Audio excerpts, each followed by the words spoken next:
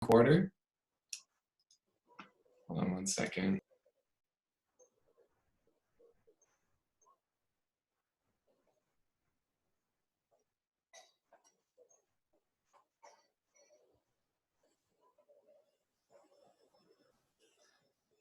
When your host disappears from the Zoom call. Sorry, I don't know what happened there. But we're back on track now, and we're going to get started here. So meeting number 5 of Cal Poly Entrepreneurs. This is spring quarter that we're in, and it's great to have you all here. Tonight we have Brett Martin and Tyler Colt. Brett is the president at Zenatta Consulting, and Tyler Colt is the vice president at Zenatta. Zenatta is an IT consulting firm. They specialize in the Zoho platform. Zoho does everything related to like business backend applications. So you can do all your finances, your marketing, run your CRM, and a whole host of other things. So they have a lot of different information about that, and I'm excited to have them here. So thanks for joining us, Brett and Tyler. Thanks for having us. Yeah, happy to be here. Yeah, so an announcement from Armand. All right, finding the unmute button was very difficult. All right, so a quick little announcement. May, as I hope everyone knows, and if you don't, I'm about to tell you, May is Mental Health Awareness Month, and mental health illness can extend from PTSD to schizophrenia to clinical depression and anxiety, but you don't have to have a mental illness in order to take care of yourself. So this month is devoted to being aware of others and being sympathetic and aware that these things exist around people every day that we interact with. But it's important to pay attention to yourself and take care of yourself as an everyday activity and routine. So from a book called The 7 Habits of Being a More Effective Person, which is a part of the Entrepreneurship Toolkit, it talks about how you need to have public victories and take care of yourself. Private victories, sorry. You need to have private victories and take care of yourself before you can have public victories, which basically means that if you're an entrepreneurship or not, if you're an entrepreneur or not, you need to take care of yourself before your relationships, your job, and anything you do publicly, externally can grow and be successful. So take this month to really focus on yourself and see how much you can grow as a person, ground yourself, know yourself, take care of yourself. Some resources for mental health and just self-development in general. You could check out our Entrepreneurship Toolkit, which Sophie has created, and it's awesome. It has a bunch of podcasts, books, and other resources. If you check out the CPE YouTube channel, I posted a YouTube video for my introduction where I talked about my morning routine and how I ground myself through that, which is really cool. Or you can always reach out to the CPE family. We're always down to talk and, have a discussion about whatever it is. So really take this month, again, to focus on your mental health. Awesome. Thank you, Armand. And next up, merchandise. Jack, take it away. What's up, guys? So we at the CPE team wanted to make sure that you guys are all staying stylish in your quarantine. So we are dropping our first ever CPE merch of the year and of at least quite a while, if not of ever, that we're selling. So yeah, we're dropping this awesome looking hoodie right here. And if this is something that you think you need to stay styling in your quarantine, then go ahead and hit that link. I'm dropping it right in the chat here. And go get yourself a CPE hoodie.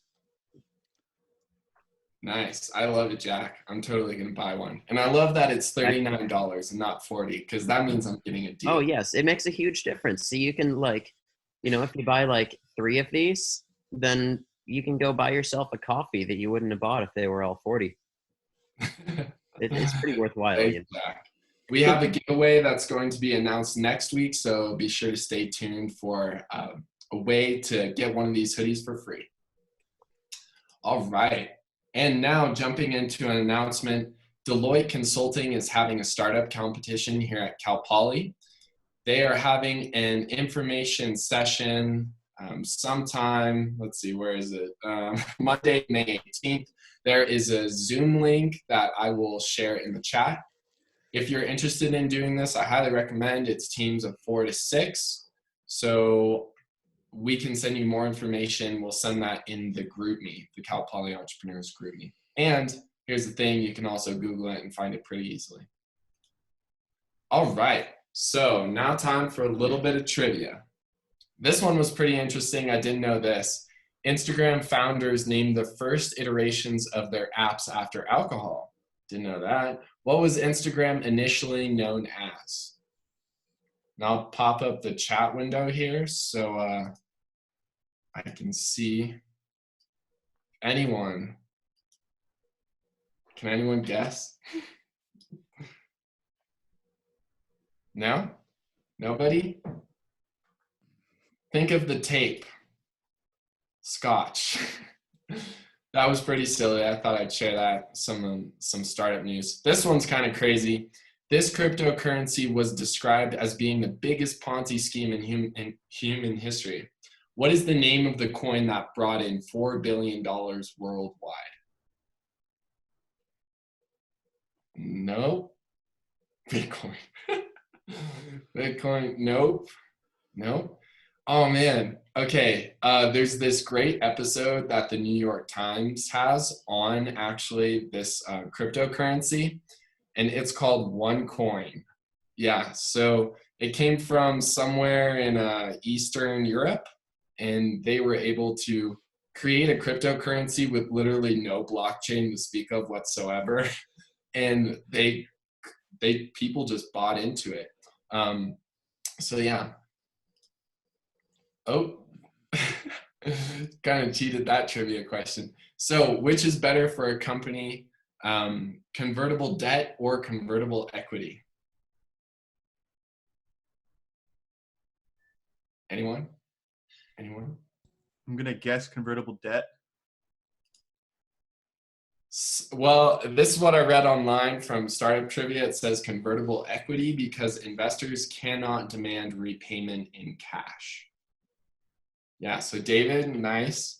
If anyone disagrees with that, I'd love to hear why you think differently. Anyone? Anyone care to comment? Okay, so I guess convertible equity is better. All right, and one more announcement. There is a startup internship program. It is based, well, it's actually remote work. If you're interested in applying to this internship, there's an information session May 7th at 3 p.m. There's a link right there that I'll also drop into the chat. It looks like you can be involved in a lot of different design-related stuff, specifically related to doing like online web development.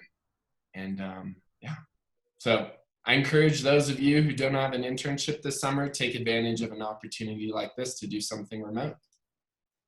All right, now time for one of my favorite games. We are going to break into different chat groups, chat rooms, and we're going to play HalfBaked. So Armand, if you could explain HalfBaked to everyone, and we'll do this for about 3 to 5 minutes, and then we'll come back together and we'll be feeling all inspired from this game we just played. So yeah, I'll let you take it away, Armand. All right, so HalfBaked is a game about taking random words and creating a business pitch about a product or a service. So I'm going to provide 10 random words that I selected by myself, which I will show in a moment, and then you'll be put into breakout rooms and you'll discuss the 10 words and choose only 2 words and create a product or service and create a pitch. And then we'll come back in here and you'll talk about it for about like 30 seconds, whatever it is. So let me share my screen. And that's as a team, so each team comes up. Yeah. With the... There we go. Can you see that? Are we seeing the words? Yeah. Okay. So these are the words. I'll pop it in chat real quick. Give it a quick look. Kaylin, can we get 5 breakout rooms? And real quickly, this is how the game works. Someone chooses 2 words to combine and then asks someone else to pitch that. So if I tell Armand, pitch water cable, Armand thinks for a second and then he pitches the first thing that comes to his mind. All right, we're going to jump into groups. Perfect. Here we go.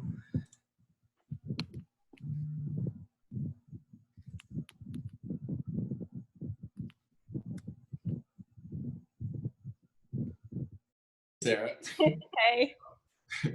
Alex is here, and so is Madison. Hey. Nice. Hello.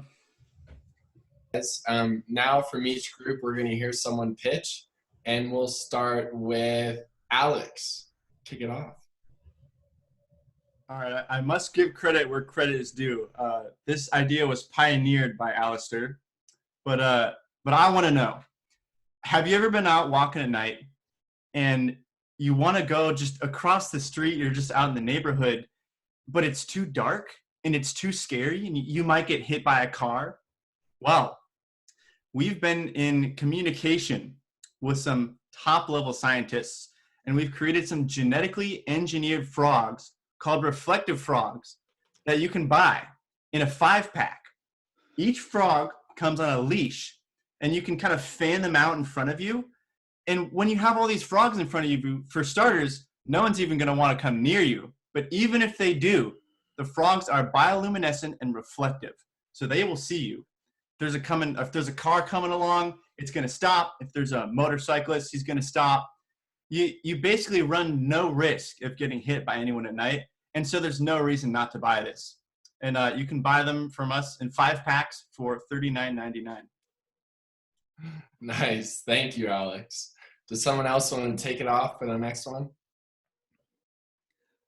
I think we have to keep it with the Engel brothers. Andrew, yours was the best. Thank you. I'm flattered. All right.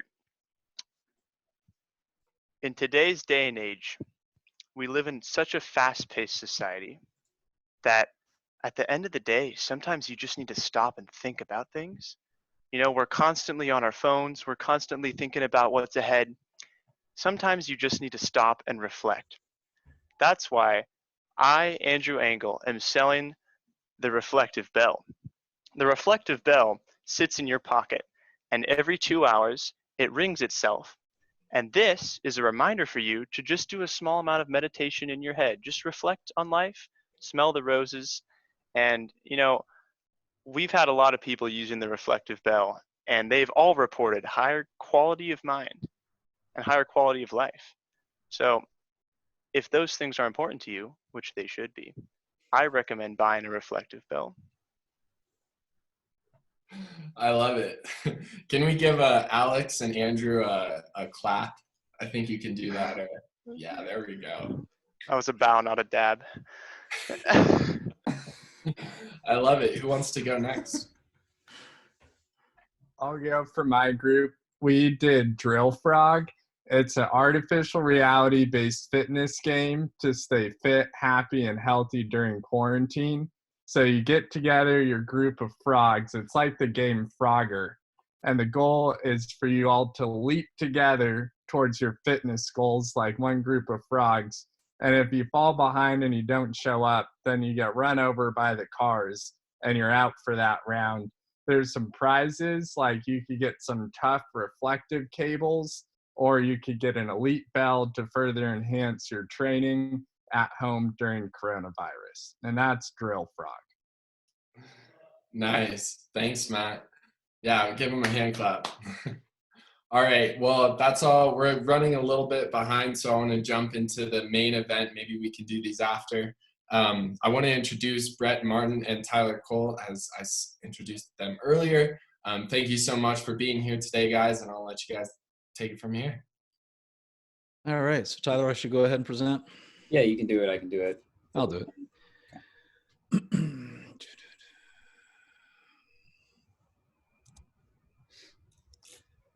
Boom, boom, boom. All right. How's that look? You guys see the slide screen? Yep. Fantastic. All right. So, hey, guys, thank you so much for having me today. I think what I'm going to talk about is more of a journey rather than anything else. When Tyler asked me to do this, we sat down and we started putting these slides together. And the interestingly enough, the first thing he came up with is he wrote, "Who is Brett Martin?" So I guess this is a nod to Atlas Shrugged and Ayn Rand. I don't know, but not John Galt. But you know, my life, as I look back at it, is one of pivots, entrepreneurial pivots all the way along the way. So as I started off, I actually went to school as a English major, and I graduated and ended up teaching high school English for a little bit. And that really wasn't working out so well for me. So a good friend of mine said, you know what you need to do? You need to become a financial planner. So I said, well, that sounds fantastic. So what does that entail? That entails going to work for Prudential, selling life insurance to all your friends. This is not something that really will make you happy for the rest of your life, but maybe it does some people, but it can be a little boring there at the end of the day, just kind of constantly selling financial services. But it was something that was actually very good for me. And over a very big period of time, I built up a successful agency. But I had a hobby. And my hobby was building a bulletin board system. So for those of you that don't know, that was the precursor to the internet. You had dial-up systems where people would put in their house, they would put a PC, and they would put a bunch of modems. At my height of this, I had 180 modems. Now, if you can calculate the cost of phone lines back then, that was a rather expensive proposition. So businesses would actually dial in to this BBS, and they could then communicate with one another, and you actually would have email. But if you would think about it, it would all be very highly localized. So this is kind of like a privatized version of America Online. We're going way back into the late 80s, early 90s here. The thing about that was this Wildcat BBS was actually made by a company called Mustang Software. And in 1995, the internet came into being in full glory. T1 line, which is probably so slow that none of us could bear it right now, was $10,000 a month. And I had piped in a T1 line into my office there. I sold my insurance agency for a lot of money and poured all of it into becoming basically an ISP. This has got to be about pivot number 3 in the career. But believe it or not, everything is going to come back to Prudential Insurance here in a minute as I went through the career. Well, Mustang Software, BBSs at the time were considered to be the forerunner for how people would actually access the internet. HTML was just a glint in Mark Andreessen's eye at this point in time. And he had not really released Mozilla or any of these things. He hadn't even come out. And really there was a battle. Even when it was released, it wasn't certain. There were several competing platforms as to how we would access the internet. Mustang Software bet on one that lost. But while I was at Mustang Software as their vice president of sales and marketing, we'll talk about that in a minute, I was approached by a company called Channel Solutions Group. And they did something, they sold the concept that they would take people, put them in the street, and they would help you build your channel. So I'm sure all of you guys are familiar with a channel and how that works. Most of sales, you've got B2B, you've got B2C, but really virtually every product out there that's sold to business is sold through some sort of third party, and that comprises a channel. So in technology, this was really just beginning to go back in the early 90s. So, a matter of fact, that period of time, this company called Cisco Systems did not have a channel program. They were selling 100% direct to all their clients. So when tech companies started off, direct sales was really the way they wanted to go. So all of a sudden, there was this real opportunity to go to these technology companies and say to them, hey, you really need to build a third-party channel. There are going to be people out there that are computer dealers. They're going to be talking to the businesses. They're going to be selling them their products. And in fact, what you're really going to want to do is you don't want to sell direct to your customers. It's going to be much more efficient to build a channel and eventually get that through distribution. They were already in distribution with Tech Data and Ingram, but really building out these robust solutions integrators channels had not really occurred at that period of time. So I was pitched at Mustang. Mustang collapsed, and I called Channel Solutions and I said, I think you're onto something, but you're doing it kind of wrong. I think what you really need to look at is the way the insurance company does it, because insurance companies have been doing this for a very long time. You would walk into a large corporation, a couple thousand employees, and you talk to them about their medical insurance, and you would have Blue Cross, and you would have Mass Mutual, and you would have Prudential, and you could really put these entire employee benefits packages for them together. But the fact of the matter was, there was just one agent who was selling all of this, and he was being called on by all 3 of those insurance carriers, trying to influence him, to influence the customer to buy their products and services. That is a channel, and that is how the technology started. So I moved up to Silicon Valley and started calling door to door on companies. And I went on Tasman Boulevard and I knocked on John Chambers' door. That was the day you could actually talk to John Chambers over at Cisco back then and talk to him about the channel. And we ended up selling Cisco 200 outsourced people to help build their channel. And the original Cisco channel program that was written was pretty much directly lifted from the Prudential channel program that I actually still had a copy of. So when I put that together, with a lot of similarities between those two, thank God they never looked at each other. So we ended up doing program after program for Cisco, for McAfee, for Dell, and this was just placing people and placing people and placing people, and we sold the company again. And I kind of look back at all of that, and I said, you know, there's a real opportunity here, not necessarily to place people, but there's a real opportunity just to talk to companies about how their channels should be set up and how their channels should be managed. So I spun up a completely new company that basically just did nothing but focus on working with companies to help them build their channel programs and properly implement their channel programs and manage their people out in the field and manage those partner relationships to partner, through partner, that entire kind of process that went along. And eventually, what I realized is that there was a whole another business opportunity, and that's that a lot of companies lack the basic processes that are necessary to even have a channel. They don't have the fundamentals in place. And so I started Zenatta Consulting, which is where we are today. And Zenatta Consulting came out of all of these channel engagements and working with people and just saying, look, what we really need to focus on when we're doing these kind of things is sitting down with you and finding out, are your people right? Are your processes right? Are all of these things right? Do you have the proper systems in place?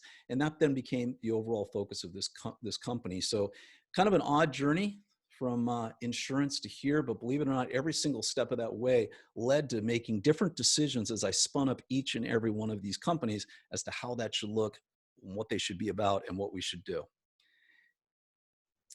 Tyler? And then on the kind of other end of the spectrum here, a much shorter pipeline. So yeah, I'm Tyler. I actually went to Cal Poly as well, just graduated the same year as Matt. So what's that, 2013 would be the undergrad, 24, I don't have any idea. But anyway, so I graduated there with a chemistry degree, oddly enough. Didn't know what I wanted to do out of high school, right? So pick something, go to STEM, right? When in doubt, STEM it out. So I went into the STEM space, got into chemistry. But as I was kind of going through that whole process, right, probably about year 3, it became clear that like this was not something I was going to like doing, right? Like long term, I couldn't imagine myself like, you know, being in a lab environment over a long period of time, breathing in the fumes. So, you know, as I got a little older, got to the tail end of my undergrad, you know, I moved in with Matt Maxwell attending the chat or the Zoom call here today. So I was originally BoltAbout's very first customer, for those who are familiar with the BoltAbout saga. So that's a long time ago now. And then just about, would have been after my first year of my MBA at Poly, I joined on at BoltAbout to help them with their software systems, right? So I got kind of versed over time with playing with software. I've always been a dork, playing a lot of video games, spending a lot of screen time, right, in general. So I kind of got brought on there because as anyone here knows, Tavin knows, you know, long-term data, that type of stuff is not really his game. He wanted to do a lot more design and have a little more fun. So I joined there as Director of Business Insights to basically build out the software system to help run BoltAbout, right? So the subscription billing, all the different task management and kind of things that need to happen to keep the wheels turning, pun intended. And through that process, we actually hired Brett as a as a consultant to help us move a lot of processes over to Zoho, which, you know, at this point in time was the primary focus of Zenatta. So as time gone on, sorry, my throat's a little dry here. As time went on there, you know, I pretty much started doing a little bit of contract work, you know, with Brett, doing just, you know, a 1099 outside independent contractor. Then eventually, once kind of everything wrapped up, we decided to, you know, join forces and try to keep building the company and capitalize on what we saw were some pretty big opportunities.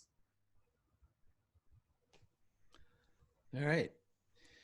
So my business philosophy. So I really build very much off of Marcus Lemonis. So if you guys are familiar with him and his show, The Prophet, I'm a big fan. And I'm a big fan of his 3 Ps, which is people, process, and product. But I have to add kind of 4 rules to that. So what he's basically saying here is if you start with the right people and you implement the perfect processes internally, you got a great product, the rest will follow suit. And I think a lot of that's true. And maybe in the process, he dumps something in people. But to me, there's kind of 4 other rules you need to add to that in order to really be successful as an entrepreneur. You have to invest heavily in marketing. Tyler will attest to this. In every single company we've done, marketing is key and it drives everything. And it's just so important you get that message right and you're constantly out there and just do anything and everything you can, no matter how crazy it seems, and measure it every single way you possibly can to see what you're getting out of it and what's happening. And the thing is, with today's tools, you can measure your marketing ROI better than you ever could in the past. You can get absolute spot on metrics as to what's working for you and what's not working for you. And you have to try everything and you have to kind of see what those results are going to be. But I can't stress this enough. In anything you're doing, look at your marketing program, look at your spend, see what works, see what doesn't work, and then just keep spending and just double down on anything that seems to be working. I think our philosophy currently as Zenatta is just, spend until we're about to break at the seams with business, and then try to add more people and try to keep up at that period of time. And it's a good problem to have if you can do it. Also, I see this in a lot of companies. You've got a vice president of sales and a vice president of marketing, and never the two shall meet. And this kind of goes to the third one, which is no silos. But staying on this one, I personally have always believed that sales and marketing should have a single leader at the head of both of those organizations.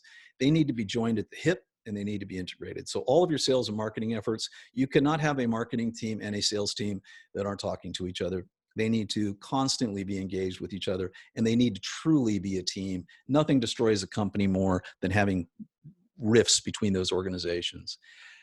And then you got to take that a whole step further. And I know this is really trite and you guys probably hear it all the time, but the whole no silos thing, it just crushes companies.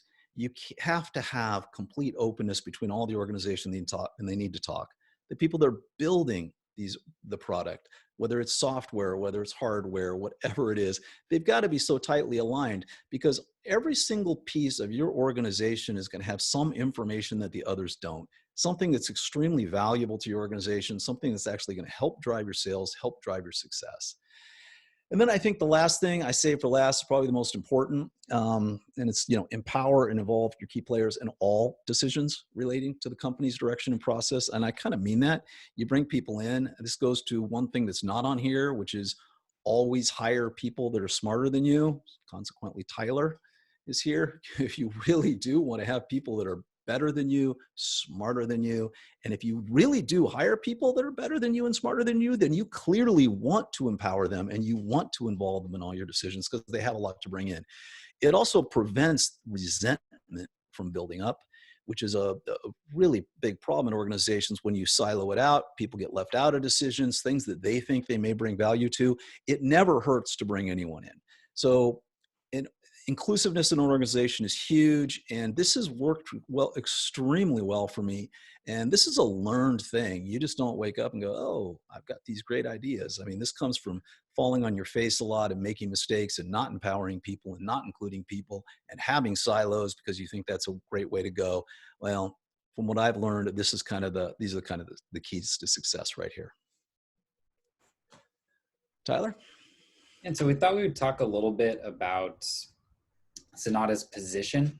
So I think positioning is really important when you think about starting any business, right? Is where do you fit in, right? If you look at other people, and it's kind of a lightweight competitive analysis, right? And you kind of just always want to be thinking about where you stack up versus other people that do what you do, right? Unless you're going to go and create an entire market, right? And create an entirely new idea that there are no competitors for, you'll likely have a lot of competition.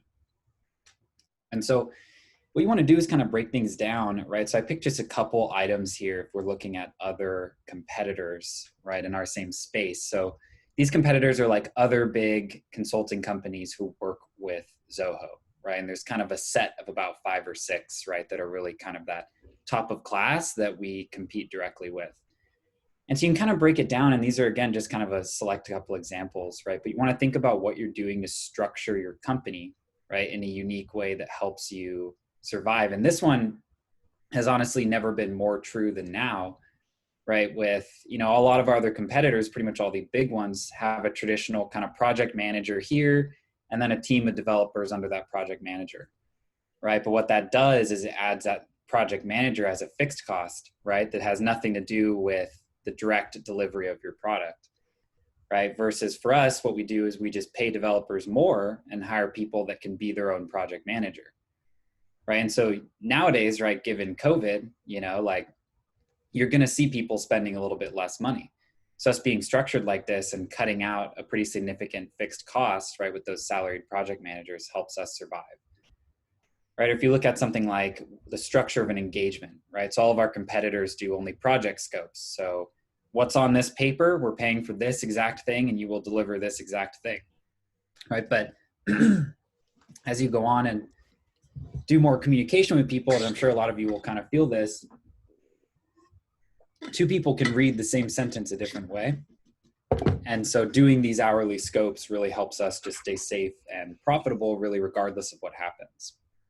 All right, we also were one of the only, and some have actually started copying us, compliments to them. We're one of the only larger consultants to do small deals, right? So a lot of these people would not take a client unless they were going to spend at least like 30 grand, right? We've always operated taking small clients and nurturing them into big ones. And I think this goes into the trying things too, that we kind of talked about earlier, constantly trying and inventing. I mean, we weren't taking small deals, but what we found is that you would, if you actually have a good product and a good service and you can engage somebody at a lower level, it's worth doing so, because they will keep coming back and they will keep buying and they will do more and more. And some of our extremely small entry level deals have turned out to be some of the biggest ones we've had. I mean, we have one client that just signed their 20th SOW with us. So they started off as a little one and kind of just kept going. So sorry to interrupt. No, absolutely.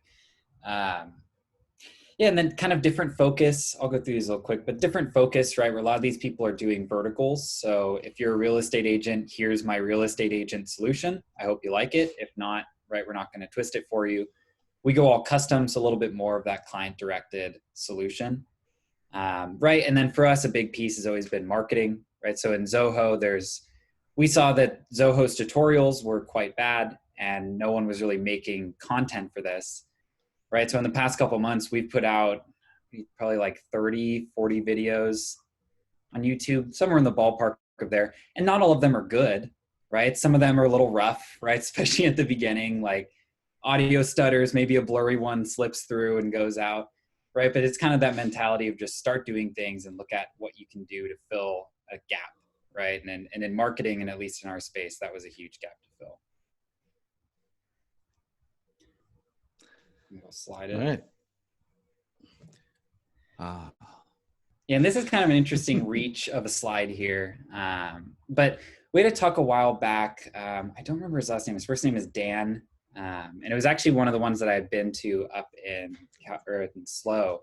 And he had talked about this idea of intrapreneurship, right? That you think about an entrepreneur going out, making a company from scratch and building it, you know, and doing this. And the business model canvas is a good approach to kind of structure what that could look like.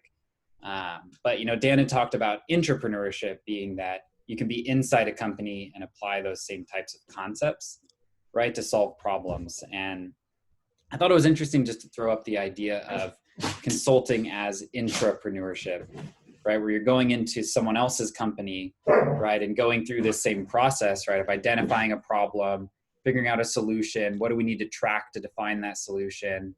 You know, how are we going to pitch it to stakeholders like a CEO, right? So you can kind of walk through a similar process as you would to designing a startup for something like consulting at a company to solve problems internally.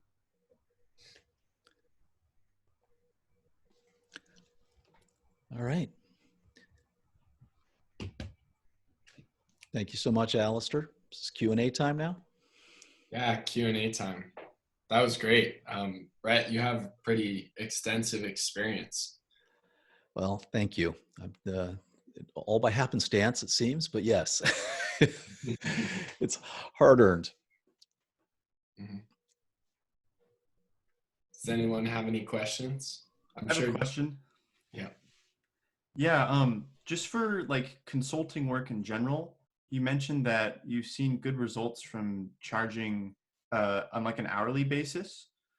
Has that ever created like a mismatch of incentives to kind of drag your feet on projects? And could you say that for like a contract-based work, you're incentivized maybe to finish it faster? You know, I think it's a bit of both, and I think there are times where a pure project type of contract where we are going to do all of this for a set fee makes a lot of sense.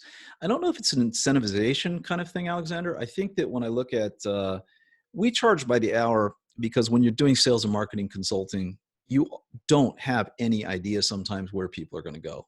They can be all over the place. And so we give them a scope of work that is pretty detailed, and we do a nice deep discovery call, and we give them an idea. We know where we can get in that period of time. And I think that 95% of the time it works out well. You know, one of the things that's interesting, I'll tell you, if you do ever decide to do consulting work by the hour, is that people tend to be able to grasp 5 hours in their brain. They know what that is. They know it's a finite thing. So if you're doing a small contract, you say, hey, it's going to be 5 hours. When it's gone 2 or 3 days later, they get that it was gone 2 or 3 later. So it goes 5 hours. But if you say, hey, it's 30 hours, there's no concept of that. That's just so much time that they can't grasp it. And everything should possibly be done in the world in that period of time. So you really kind of have to be careful as you segment out these kind of contracts. And you have to really make sure your SOWs, your scope of work, your project plans, that they're tight. I will tell you, we did get in trouble early on in doing some of this with having very loose scopes.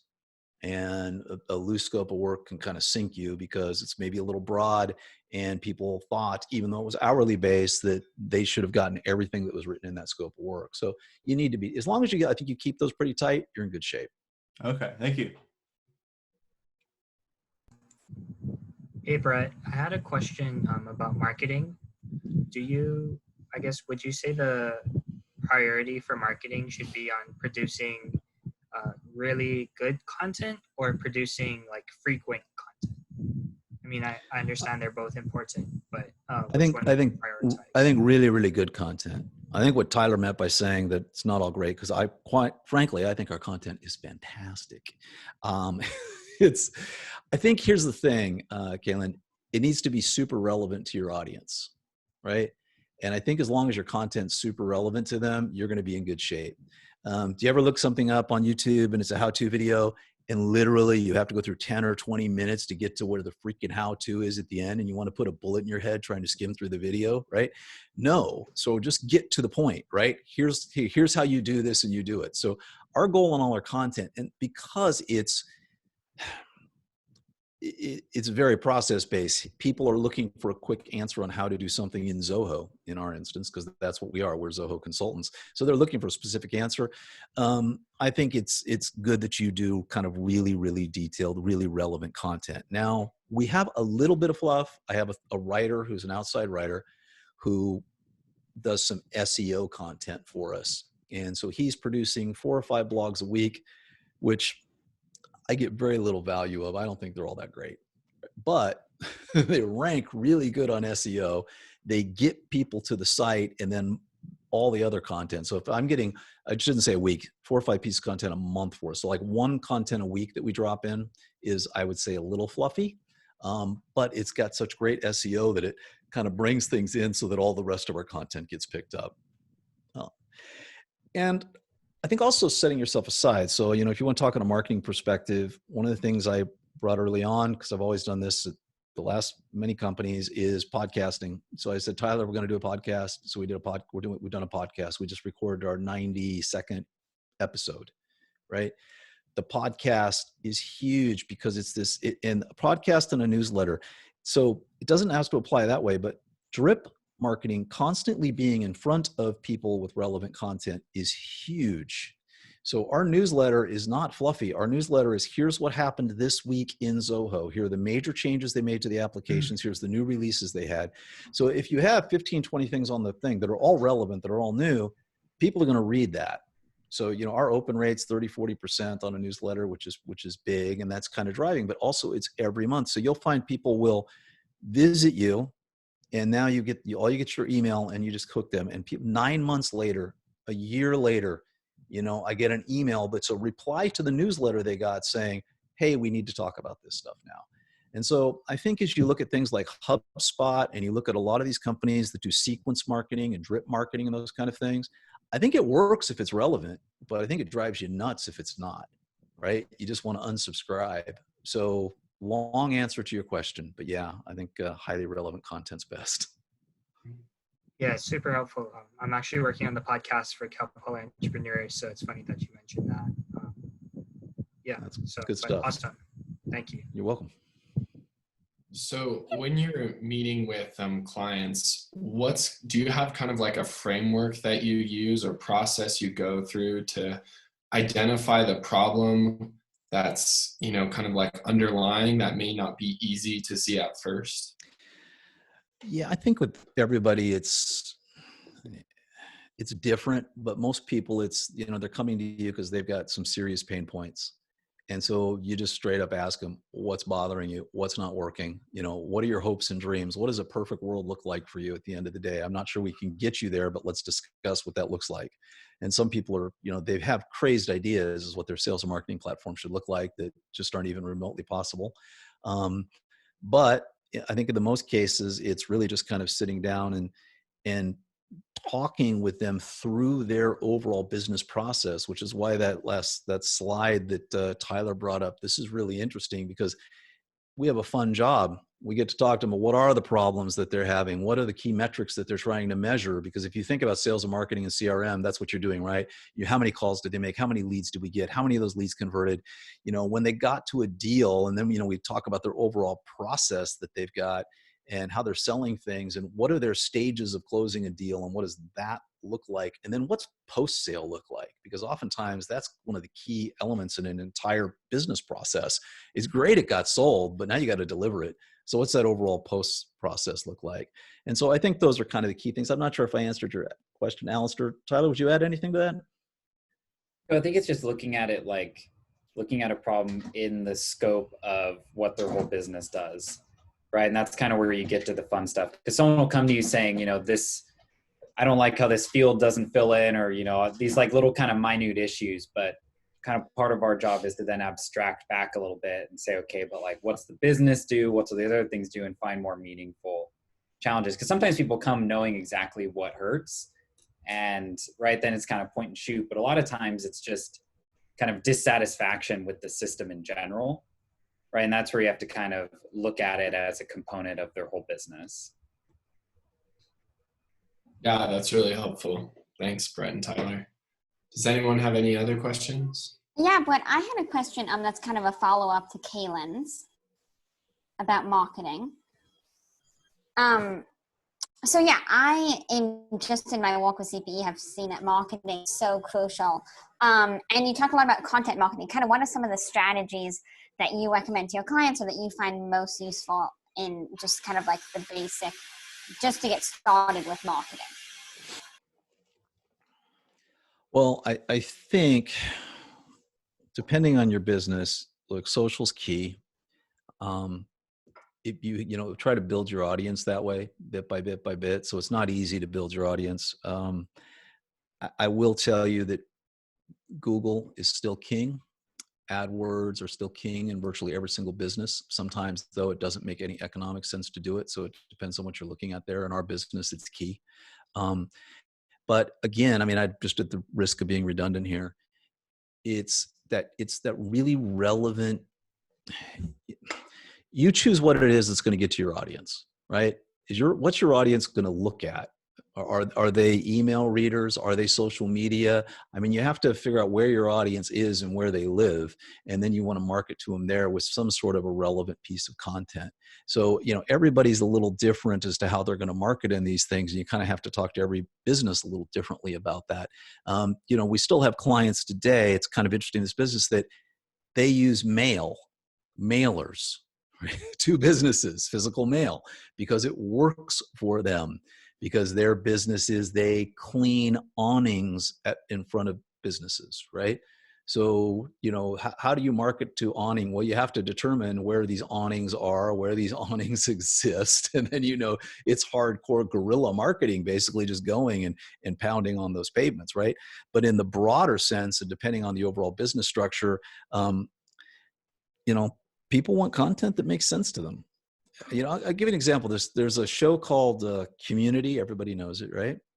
And a buddy of mine's kid made a really nice 20-minute video, which is an overview of his favorite episode.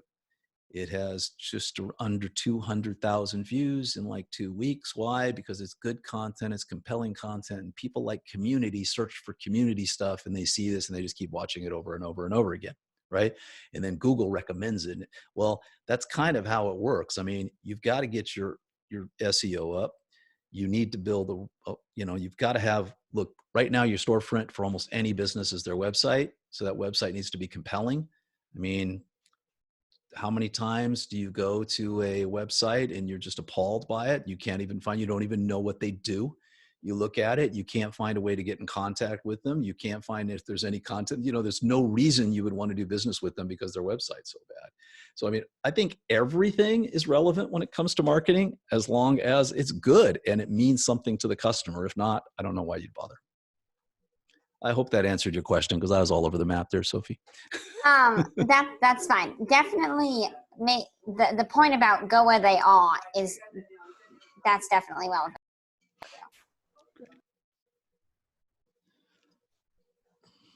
Time for one last question. If anyone has one. No? I do. Are the Engel brother, are you guys twins, dude? Are you 1 year apart? Identical? I don't know this guy at all. We're not related at all. Yeah, Identical, or are you? We're identical We're twins. identical. All right, 100%. Well, I tell you, we came out of our breakout room, and I was like, I didn't pay close enough attention to your name, so I didn't want you to start telling the story. Oh yeah. Are you guys in the same house right now? Yeah. We are. In fact, Oh, wow. we can get a. Oh, man. My mind has been blown. Hey. You know, the scary part is that their pictures are right by each other too. If you just flipped it, it would have looked like the door led into his picture, and it was like some you know. Oh yeah. Oh, Yeah. classic. I love it. Thank you guys so much for having me. I hope it was helpful. Yes. Thank you. Thank you. Certainly was. Thank you for joining us. Thank you, Tyler. Thank you, Brett. Loved hearing about it and loved learning about your experience. And yeah, looking forward to talking with you in the future. Thanks, guys. Take care. All right, thanks everybody. Bye-bye. Bye. See ya.